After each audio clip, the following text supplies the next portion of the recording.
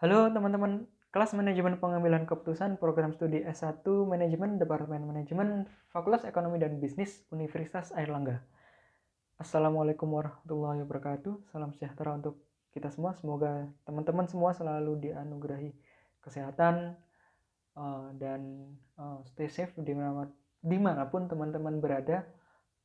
Semoga sehat selalu, tetap bisa belajar dengan optimal. Dan kali ini di video pembelajaran kedua kita akan belajar atau melanjutkan kembali tentang decision theory dan decision making under uncertainty. Setelah di kesempatan sebelumnya teman-teman telah belajar, mungkin sempat riset, sempat kepo, googling, mencari lebih banyak material dan telah menjawab pertanyaan yang disampaikan di video sebelumnya. Kali ini kita akan membahas decision making under uncertainty, yaitu pengambilan keputusan dalam kondisi ketidakpastian. Setelah sebelumnya kita telah belajar decision making under certainty dan under risk. Saya ulangi bahwa yang membedakan pengambilan keputusan di kondisi under uncertainty dengan di kesempatan sebelumnya dengan under certainty, dengan kepastian adalah bahwa kita tidak memiliki asumsi yang paling penting adalah kita tidak memiliki complete information atau kita tidak memiliki perfect information tentang apa yang akan terjadi dari outcome dan konsekuensi yang ditimbulkan dari pengambilan keputusan kita maupun dari state of nature-nya itu sendiri, dari kondisi yang dihadapi dari pengambil keputusan baik itu individu maupun organisasi. Di sini kita akan sedikit review bahwa di kesempatan sebelumnya kita telah mempelajari dua hal ini, certainty dan risk. Lalu di sini di video pembelajaran ini kita akan mempelajari tentang kriteria-kriteria ataupun model-model dalam pengambilan keputusan dalam ketidakpastian, dan nanti di pengambilan keputusan atau di materi setelah UTS teman-teman akan mempelajari tentang teori permainan yang merupakan salah satu hal yang sebenarnya telah kita lakukan dalam kehidupan sehari-hari. Oke, untuk kali ini kita akan fokus dulu ke uncertainty. Nah, decision theory under uncertainty, decision making under uncertainty. Sebenarnya apa sih ini? Lebih spesifik lagi, kita akan mempelajari 5 konsep atau 5 kriteria atau 5 kondisi di mana decision making under uncertainty itu bisa terjadi. Ada 5 konsep penting di sini. Ada kriteria Laplace atau bisa disebut equal probability juga, atau rationality criterion atau Bayesian criterion. Yang kedua, kita akan mempelajari konsep kriteria of optimism. Ada maximax dan minimin. Apa itu? Lebih spesifiknya nanti. Dan juga ada kriteria of pessimism, Walden criterion. Nah, ada juga nanti bisa dibagi menjadi 2 sub kriteria, maximin dan minimax. Keempat, kita akan mempelajari tentang minimax regret criterion atau Savage criterion, maximization and minimization. Lalu yang terakhir kita akan belajar tentang kriteria Hurwitz atau kriteria of realism, atau sering disebut juga dengan weighted average criterion, yang juga di dalam kriteria ini akan dibagi lagi menjadi sub kriteria maksimisasi dan minimisasi. Oke, dalam chapter 15 buku Decision Making Under Risk and Uncertainty, McGraw-Hill dia bilang bahwa sebenarnya apa sih under uncertainty itu? Ya, ini kondisi di mana para pengambil keputusan dia nggak bisa untuk memberikan atau membuat daftar all possible outcomes dari kondisi yang dia hadapi. Selain itu, bahwa dia juga nggak tahu nih, dia nggak memahami, nggak memiliki informasi yang sempurna terhadap possible outcome-nya. Dia juga nggak bisa, baik individu maupun organisasi, dia juga nggak tahu atau nggak bisa mengassign, memberikan probability dari outcomes yang terjadi.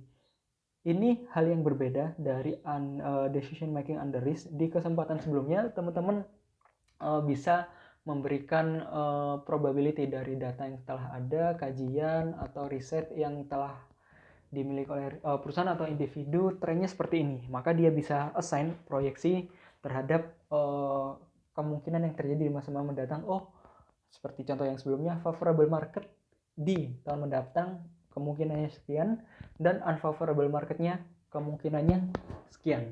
Nah, kalau di sini kita nggak bisa, kita nggak tahu possible outcomes-nya apa aja, kita nggak benar-benar tahu ya maksudnya, tapi kita bisa membuat asumsi-asumsi tertentu, dan juga kita tidak memiliki informasi yang sempurna tentang probability dari semua outcome-nya itu sendiri. Nah, hal yang penting dari under uncertainty ini adalah semua posibilitasnya bisa muncul secara equal gitu ya. Jadi semuanya bisa mungkin terjadi gitu. Karena tadi kita nggak tahu, kita nggak memiliki informasi yang sempurna tentang probability-nya. Nah, di kesempatan pertama, konsep pertama ini kita akan belajar tentang Laplace criterion. Itu kriteria yang didasarkan bahwa kita nggak memiliki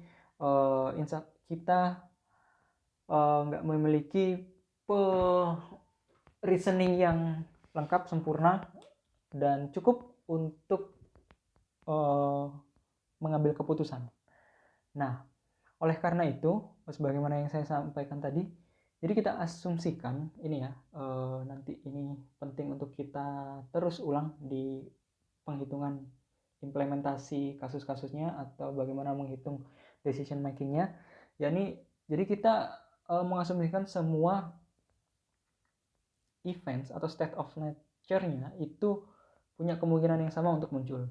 Sehingga rumusnya adalah nanti dari semua P of matrixnya kita akan hitung per n sama dengan seluruh P1-nya, seluruh probability-nya, dan juga kemungkinan outcome-nya dihitung sampai ada berapa nanti. Tergantung dengan kasusnya itu sendiri. Bisa matriks 3x3, 4x4, 5x5, atau berapapun. Sampai N gitu ya. Oke? Nah, di kesempatan sebelumnya saya memberikan konteks kasus yang bisa dekat dengan kita gitu. Konteks kasus Unair dengan pembuatan super M-nya di under certainty, dan juga kalau di under risk kita ketemu dengan omnibus lumber company dengan segala macam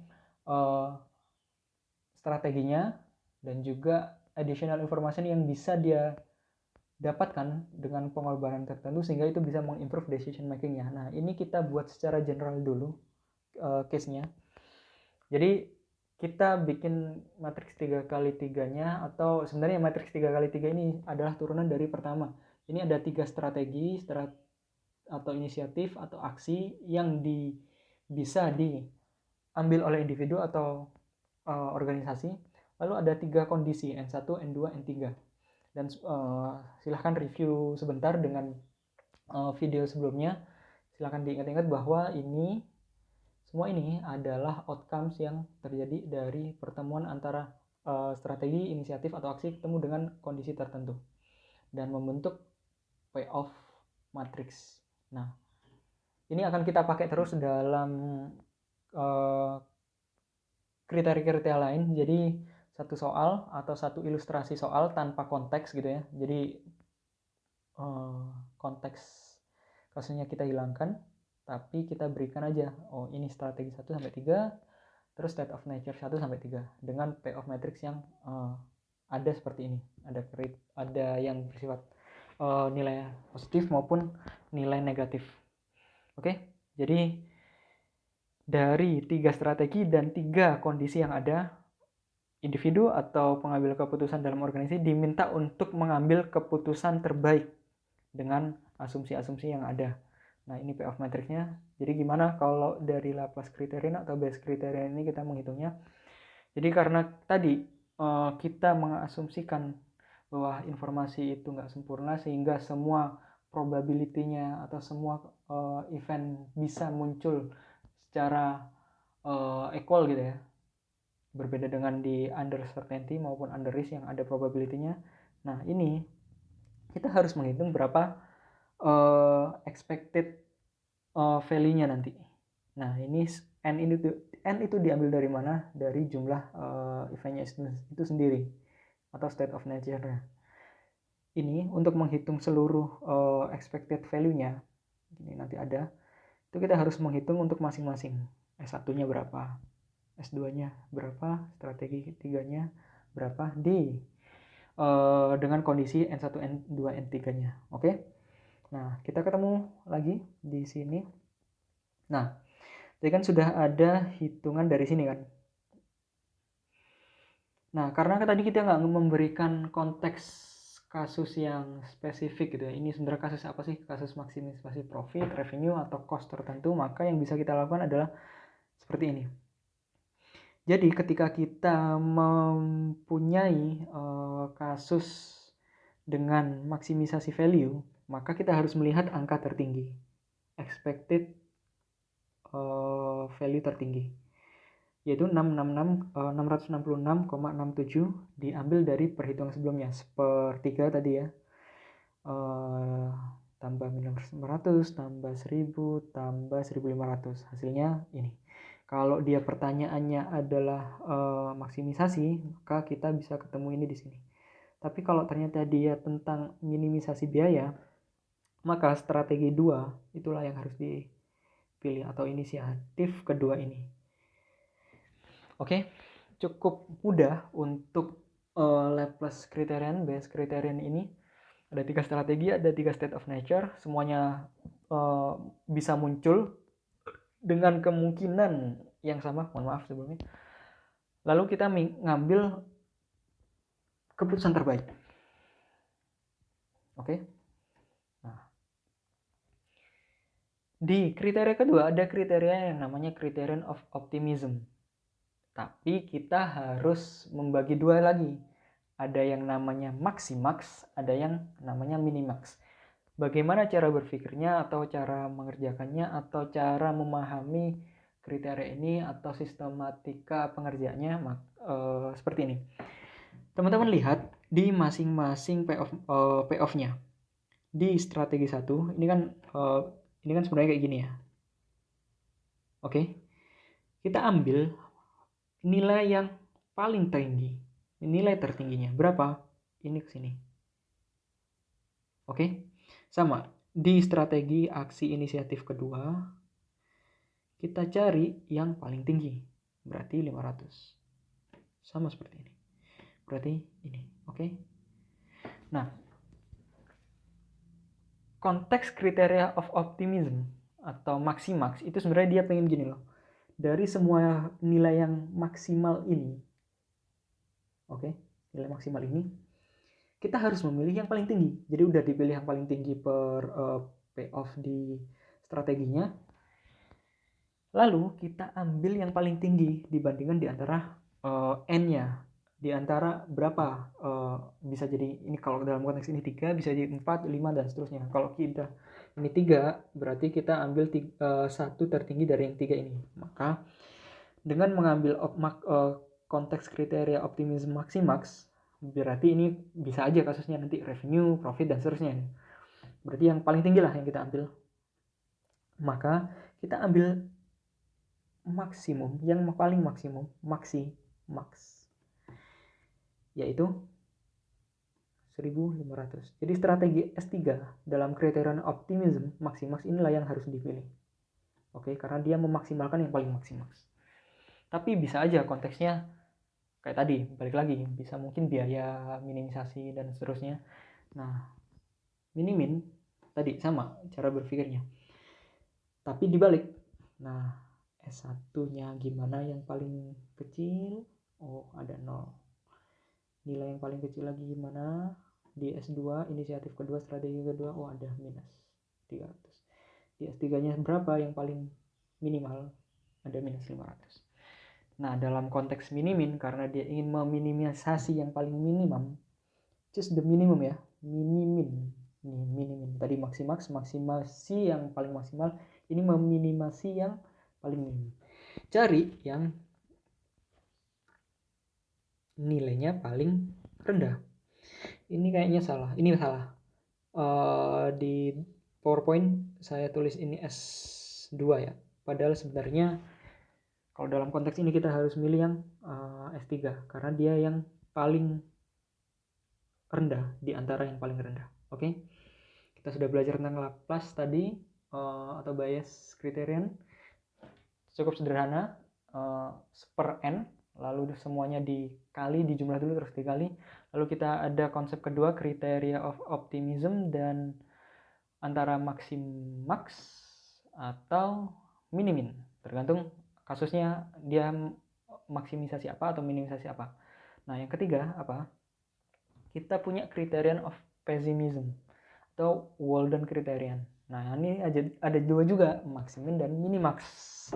Nah, kita sistematikanya adalah langkahnya, cara berpikirnya adalah kita harus menemukan minimum value from the payoff. Jadi payoff paling rendah itu berapa? Lalu karena dia ini maksimin ya. Ini kan maksimin nih. Cara berpikirnya gini. Minimal dulu berapa? Berarti kan ini udah kita temuin nih. Oke. Dari yang paling minimal kita ambil yang paling maksimal, yang paling tinggi. Jadi di antara 0 minus 300 minus 500 mana sih yang paling tinggi dari yang paling minimal? Nah, strategi 1 itu memunculkan memunculkan payoff yang paling tinggi dari nilai yang paling rendah. Oke. Jadi saya ulang sekilas. Find the minimum value from the payoff. Ini di antara strategi pertama 0 paling rendah, minus 300 paling rendah di strategi kedua, dan minus 500 paling rendah di strategi ketiga. Nah, dari yang paling rendah itu kita ambil yang paling tinggi. Itulah yang namanya memaksimalkan apa yang minimal. Maksimin. Jadi semua yang paling rendah tadi udah kita temukan mana yang paling tinggi. Oke. Nah, ada juga yang kedua, minimax. Kita ambil kriteria yang paling di kriteria ini langkahnya adalah ada dua ini. Sistematikanya adalah temukan nilai yang paling rendah dari payoff. Lalu dari yang paling rendah itu cari yang paling tinggi. Oke? Wait. Oke.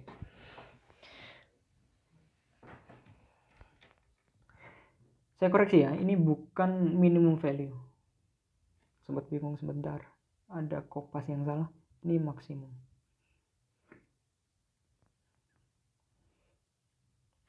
Nah, ini minimum from the maksimum. Maksimum, sorry. Oke, jadi dari strategi pertama, kedua, ketiga, mana sih payoff yang paling besar? Mana nilai yang paling besar? Oke, di sini kita ambil 1000, S2 di 500, 1500 di 1000, di strategi 3 kita ketemu 1500. Nah, dari yang maksimal itu, dari nilai-nilai tertinggi itu kita cari yang paling rendah. Oke. Jadi kita ambil strategi inisiatif atau aksi yang meminimalkan nilai paling tinggi. Ketemulah 500 ini. Kalau dalam konteks ini berarti kita cari biaya yang paling rendah. Oke ya. Oke, dipahami saja logikanya. Ini kalau nyari yang tinggi-tinggi berarti itu kalau nggak profit ya revenue atau utility mungkin. Kepuasan. Atau kalau dia sifatnya nyari yang paling rendah, berarti kita nyari sedang berhadapan dengan kasus-kasus biaya. Jadi kita ambil S2 strategi kedua ini karena dia memberikan nilai paling minimum dari nilai yang paling maksimum. Oke? Itu kriteria dari criterion of pessimism, Walden, untuk minimax. Nah, untuk yang keempat, yang keempat ini kita harus ada kriteria lain nih. Savage. Gimana sih bacanya? Savage.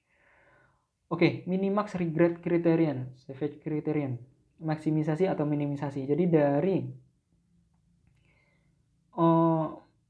payoff matrix yang sudah ada, kita buat payoff baru yang namanya tadi regret table.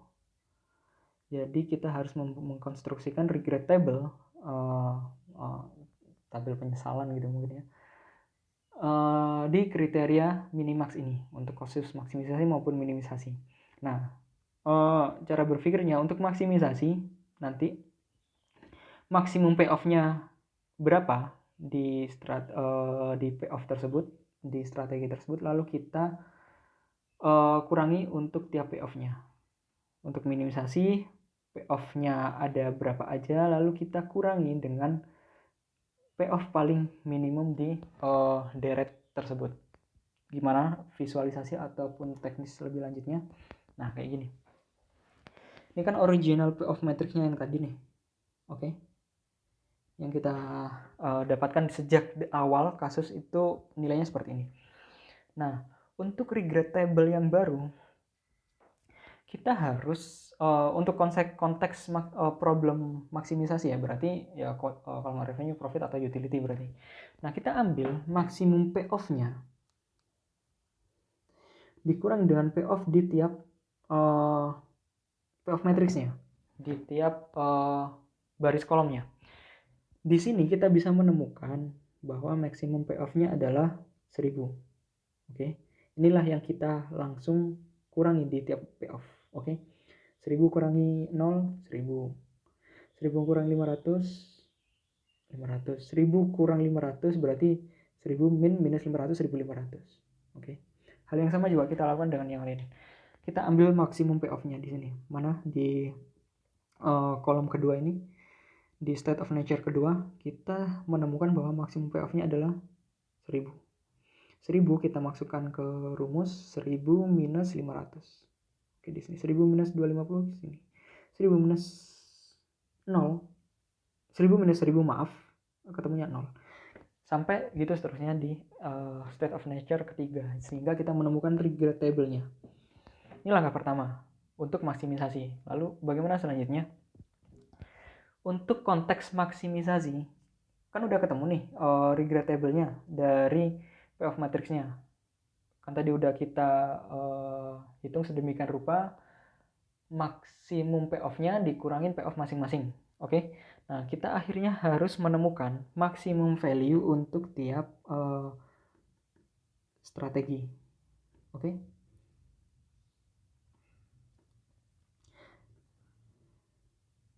Di sini maksimum value-nya kita temukan, oke, yang paling tinggi ya berarti ya, di setiap strateginya 1500, 1800, di 1500. Nah, ternyata ada maksimum value yang nilainya sama. Apa implikasinya nanti? Di minimax, ingat tadi,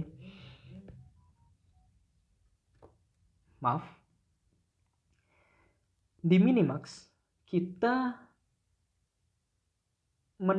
harus menemukan yang paling rendah di antara yang paling tinggi. Jadi ini sebenarnya sama kayak dari maksimin, cari yang paling maksimal dari yang minimal. Ini bisa dibagi dua kayak gini loh. Mini, max. Jadi kita cari yang paling minimum di antara yang paling maksimum. Oke, sehingga dalam konteks maksimisasi kita menemukan ada dua ternyata decision making yang ternyata nggak beda gitu kemungkinan expected payoff-nya, yaitu kita harus memilih S1 atau S3. Oke. Nah, untuk yang kedua, kriteria minimax regret kriteria untuk yang kedua adalah minimisasi. Kalau tadi kalau tadi maksimisasi problem adalah maksimum payoff-nya berapa dikurangi payoff kan. Nah, ini dibalik. Ini maksimisasi. Ini dibalik. Payoff-nya ada apa aja dikurangin minimum payoff-nya. Tapi cara mengerjakannya sama. Kita cari yang paling rendah minum PF-nya dulu, minus 500 kan.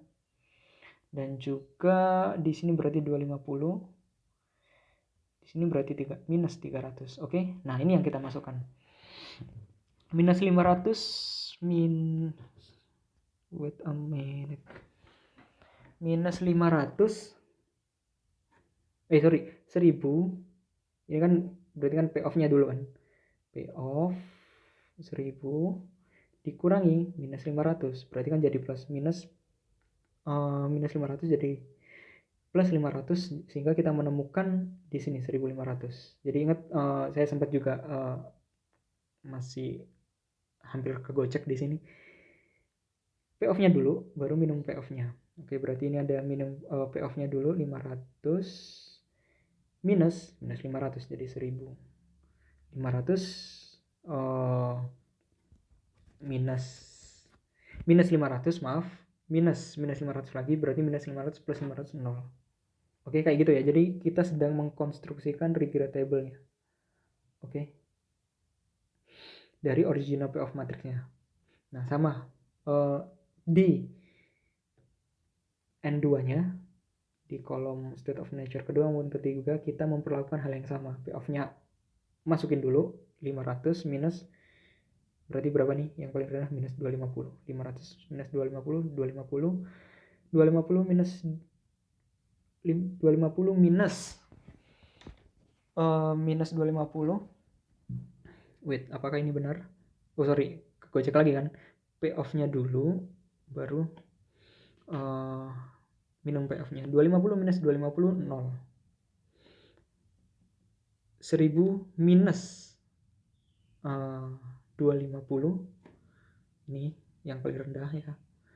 1000 minus 250 ketemu 750. Hal yang sama kalian lakukan di N3. Jadi ingat, untuk minimax regret criterion, untuk minimisasi problemnya adalah payoff-nya berapa dulu, lalu dikurangin payoff yang paling minimum. Kita ketemu regrettable-nya ini, kita pindah. Nah, sekarang kita cari yang maximum value-nya juga. Maximum value dari masing-masing.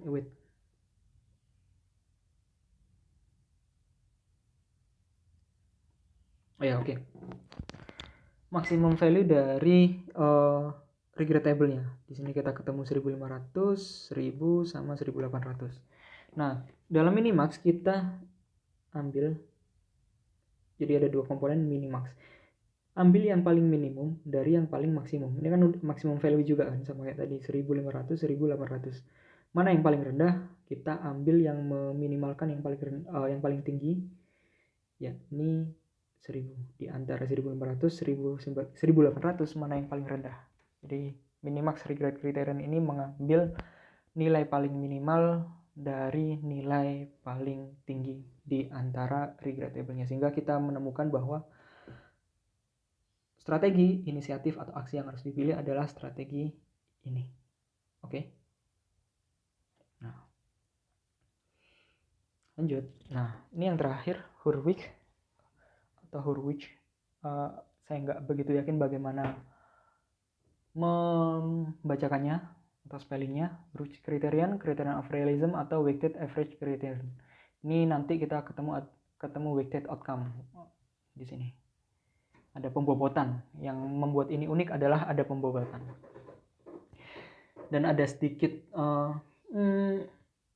nanti kalian temukan ada yang namanya alpha. Oke, saya jelaskan sekilas bahwa jadi a defining feature of Hurwitz criterion is that it allows the decision maker to simultaneously take into account both the best and the worst possible outcomes. Jadi dalam kondisi kriteria ini atau dalam decision making ini, pengambil keputusan individu atau organisasi itu mengikut sertakan seluruh kemungkinan terbaik maupun kemungkinan terburuknya, sehingga kita muncul alpha di sini. Untuk melakukan hal ini, decision maker chooses a coefficient of pessimism called alpha, which is the decimal number between 0 and 1. Jadi ini angka dari 0 sampai 1. Sebenarnya ini kayak probability-nya gitu. Tapi untuk coefficient of pessimism-nya itu yang dimaksud adalah alpha. Nah, gimana rumusnya? Alpha itu adalah the worst possible outcome. Jadi ketika ada alpha umpama 0,6 gitu ya, berarti kemungkinan munculnya outcome paling buruk itu adalah 0,6. Tapi karena tadi huruf criterion ini mengikut setarakan atau menghitung worst possible outcome dan best possible outcome continuously di saat yang sama dalam satu pengambilan keputusan, maka kita harus menghitung the best possible outcome-nya juga dong. Sehingga kayak gini. Itu minus 0,6, kita ke 0,4 di sini. Oke. Rumus ini akan lebih spesifik lagi, nanti akan kita temukan. Kita masih berhadapan dengan satu kasus, satu payoff matrix yang sama sejak dari awal kriteria tadi, Bayesian criterion. Nah, kita ambil dari payoff ini mana yang paling maksimal dan mana yang paling minimal, dan kita hitung weighted outcome-nya nanti. Maksimal di tiap strateginya adalah ini 1500, ini 1500. Mana yang paling rendah kita ambil di sini. Di sini. Jadi di Hurwitz apapun itu, weighted outcome-nya diambil dari nilai paling maksimal di tiap strategi inisiatif aksi dan paling minimal. Lebih lanjutnya seperti apa harus kita masukkan ke rumus. Jadi rumusnya adalah weighted outcome BO adalah alfa dikali nilai paling maksimal ditambah 1 minus alfa, yang mana the best possible outcome tadi, dikali nilai paling minimal. Oke. Nah, ini harus kita hitung semua. Tiap inisiatif, strategi atau aksinya di sini. Oke. Nah, kita masukkan rumus satu-satu. Alfanya di given, berarti 0,7, berarti the worst possible outcome dari sisi decision making. Dia ngelihat bahwa mungkin yang paling buruk nih, kemungkinan terjadinya adalah 0,7. Kita masukkan di alfanya. Masukkan 0,7 kali 1000. Sini 1 minus 0,7 kali 0. Kayak gitu. Kita jumlah ketemu 700. Masukin ke sini weighted outcome. Oke. Lalu hal yang sama kita lakukan di strategi kedua, alfa 0,7 kali yang paling maksimal di sini 1 minus alfa, berarti 0,3 kan? 0,3 kali 390 di sini. Kita ketemu 260 di sini. Selanjutnya hal yang sama kita lakukan di strategi inisiatif atau aksi ketiga. Masukkan rumusnya alfa maksimal alfa kali expected maksimumnya ditambah 1 minus alfa minimum. Oke, 1500 di sini 0,7 ketemu 1050, lalu 0,3 dikali minus 500. Di sini kita dapat 150. Ingat plus minusnya masih berlaku ya. Kita dapat 900. Nah, di sini kita harus mengambil, kalau konteks maksimisasi, strategi inisiatif aksi yang memaksimalkan expected value-nya.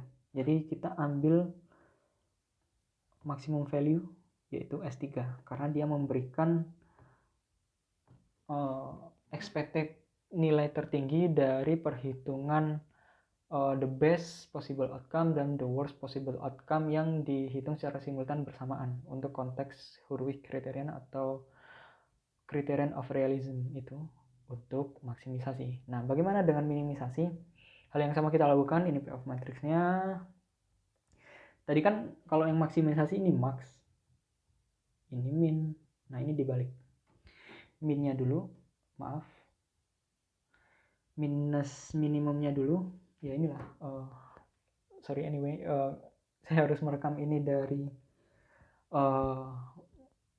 device tab karena mohon maaf, saya punya isu dengan laptop saya sehingga nggak bisa melakukannya secara langsung maupun merekam dari laptop.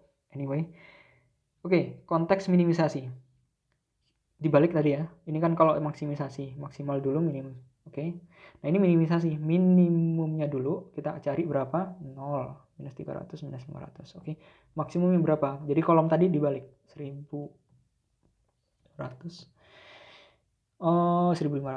Oke, weighted outcome-nya itu yang harus kita cari. Caranya gimana? Sama kayak tadi, dengan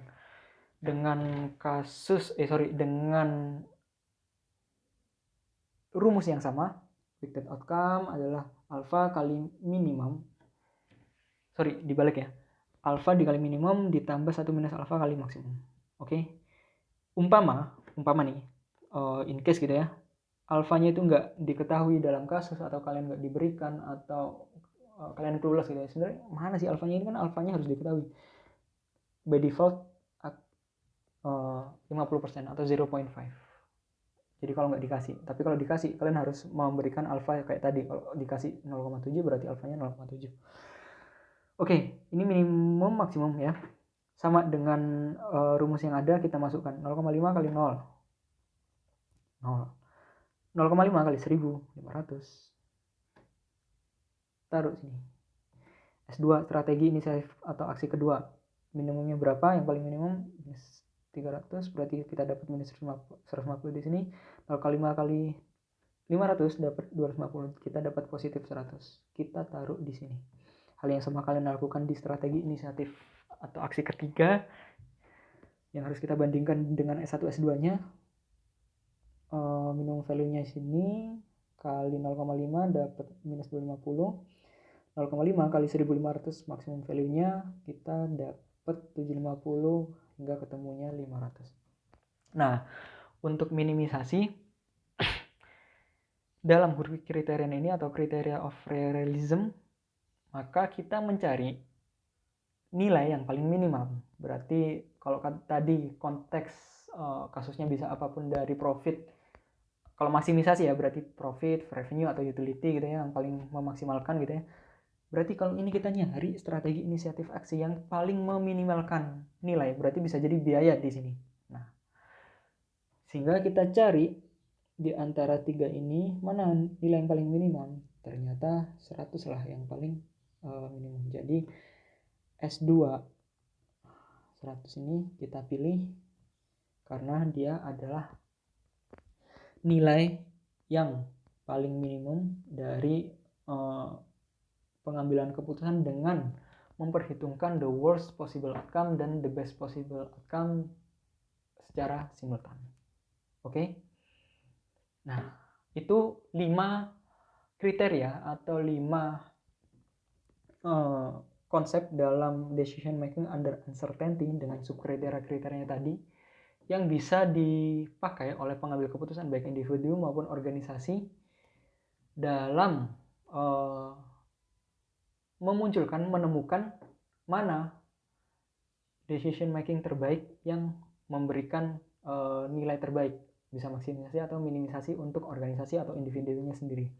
Nah, konteks materi ini kan tadi kan nggak ada kasus ya, beda dengan decision making under certainty ataupun risk yang ada kasus yang spesifik gitu ya, kayak kasus UNER ataupun kasus Omnibus Lumber Company. Nah, sekarang tugas teman-teman adalah secara berkelompok, teman-teman harus membuat atau membangun kasus berdasarkan decision making under uncertainty.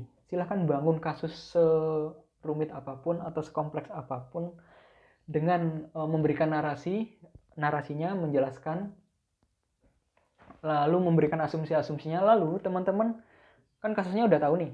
Berarti kan nanti bisa aja teman-teman mengambil kasus maksimisasi profit, revenue, atau utility gitu ya. Atau yang meminimumkan biaya gitu ya. Cari konteks kasus bisnis yang seperti itu, kalian bangun kasusnya, kalian buat asumsinya, terus kalian pilih bagaimana saya membangun kasus tadi, kalian kerjakan untuk memberikan solusi terhadap kasus tersebut. Jadi pengambilan keputusannya seperti apa. Sehingga strategi ataupun inisiatif atau aksinya untuk konteks kasus kalian, apapun yang kalian buat, itu mana yang terbaik, mana yang memaksimalkan value atau meminimumkan value. Silahkan buat secara berkelompok dan pastikan bahwa seluruh kelompok berkontribusi gitu ya, karena ini membangun kasus secara bersama gitu. Jadi nanti akan saya berikan tautan di aula, silahkan di-upload di situ. Mungkin PowerPoint, bisa gunakan submission berupa PowerPoint, lalu bangun narasinya sedemikian rupa. Silahkan pilih industrinya, bila di Indonesia, boleh di luar negeri atau apapun. Bangun kasusnya sebaik mungkin, jawab sendiri, berikan analisis sendiri. Oke, silahkan disubmit secara berkelompok, tapi kalau yang nggak berkontribusi jangan ditulis namanya. Jadi ya nanti kalau saya nerima PowerPoint kalian atau file kalian, bahwa yang ada di PowerPoint itu adalah yang berkontribusi atau bekerja atau ikut kerja kelompok gitu ya, yang away from keyboard atau nggak bisa dihubungi, nggak berkontribusi, nggak usah disertakan. Itu akan menjadi tambahan nilai untuk kelompok kalian. Kalau di minggu sebelumnya kalian mendapatkan kesempatan untuk berkontribusi secara individu, ini kelompok. Oke, silahkan bangun kasus sebaik-baiknya, bangun kasus berdasarkan hal yang di dunia nyata gitu ya. Nanti silahkan direduksi menjadi model-model tertentu dengan asumsinya submit maksimal minggu depan, minggu ke-7. Oke, hal yang sama juga kalian lakukan di tugas individu atau pertanyaan diskusi individu di minggu sebelumnya. Oke, terima kasih teman-teman, semoga bermanfaat, dan mohon maaf kalau ada sedikit ataupun mohon maaf untuk segala macam kurang ataupun ketidaknyamanan yang ditimbulkan dari review pembelajaran daring ini. Terima kasih, semoga bermanfaat untuk kalian semua. Sekali lagi tetap di rumah ya, stay safe, stay healthy buat kalian sekeluarga. Semoga kalian semua dilindungi oleh Allah Subhanahu wa Ta'ala dalam menjalankan aktivitas sehari-hari dalam pandemi ini. Oke, sampai jumpa mungkin di kesempatan selanjutnya di Pasca UTS ya, dengan saya di Game Theory. Wassalamualaikum warahmatullahi wabarakatuh. Dadah.